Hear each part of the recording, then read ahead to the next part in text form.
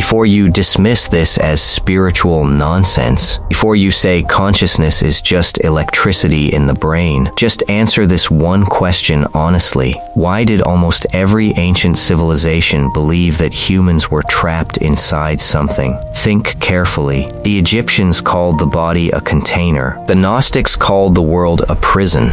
Hindu texts describe the soul as temporarily wearing flesh. Even Plato said the body was a tomb.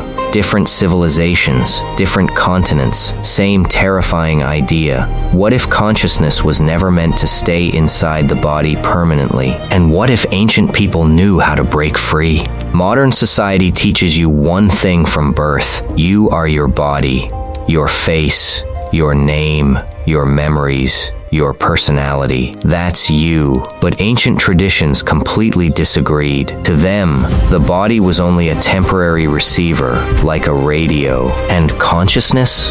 That was the signal. Now here's where things get disturbing, because some ancient mystery schools believed humans once had direct access to a higher state of awareness, but something happened. Something severed the connection. And ever since then, human beings have lived in a kind of spiritual amnesia. Think about it. Why do so many people feel empty even when they have money, relationships, status, followers? Why does modern life feel strangely artificial? Why do moments of silence sometimes feel more real than everyday life itself? Maybe because deep down, part of you remembers something you can't fully explain. The ancient Greeks had a phrase, know thyself, but most people misunderstand it. It wasn't talking about personality. It wasn't discover your favorite hobbies. No. The deeper meaning was terrifying. It meant discover what you truly are beneath the illusion. And according to ancient wisdom,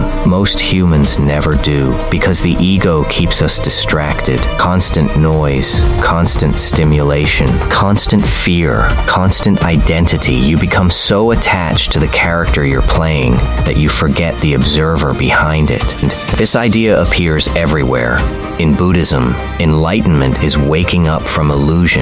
In Gnostic teachings, salvation comes through hidden knowledge. In certain mystical Christian traditions, the kingdom of God is described as being within you, not outside, within. Now ask yourself something. Why would ancient rulers and religious authorities throughout history fear inner awakening so much?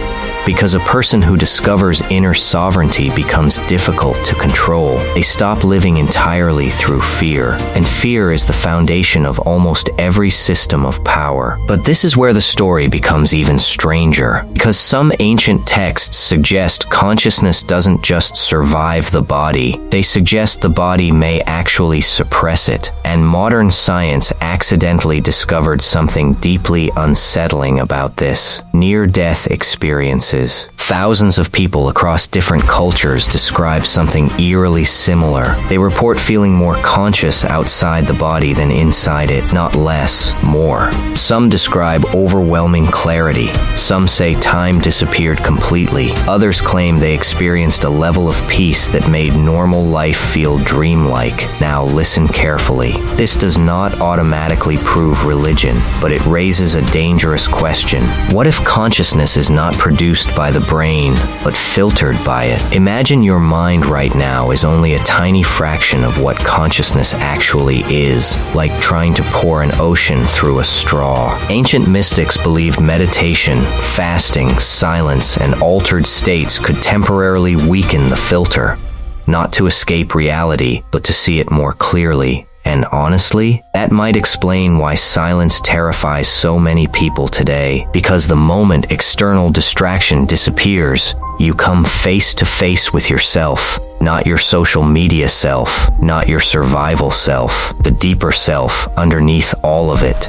And many people spend their entire lives avoiding that encounter. Now here's the craziest part. Ancient teachings never claimed immortality meant living forever physically. That's modern obsession. The ancients focused on something else entirely, becoming conscious before death. Because according to many traditions, most humans die still asleep, still identified only with the temporary self, still believing they are merely flesh and memory. But the awakened individual, they recognize something eternal within themselves while still alive. That was the real transformation, not becoming superhuman, not gaining magical powers, but remembering what you truly are beneath the noise. And maybe that's why modern culture keeps people constantly distracted, because a silent human being starts asking dangerous questions. Who am I really? Why am I here? What is consciousness? And once those questions truly begin, the entire illusion of modern life starts shaking. So maybe immortality was never about preserving the body. Maybe it was about discovering the part of yourself that was never born to begin with. And if that's true, then the greatest secret ancient civilizations ever protected wasn't hidden in pyramids or buried under temples. It was hidden inside human consciousness itself, waiting for someone quiet enough to notice it. If this made you question reality even a little, comment this word below, awaken, and subscribe for more ancient wisdom, hidden history, and forgotten truths the modern world stopped talking about.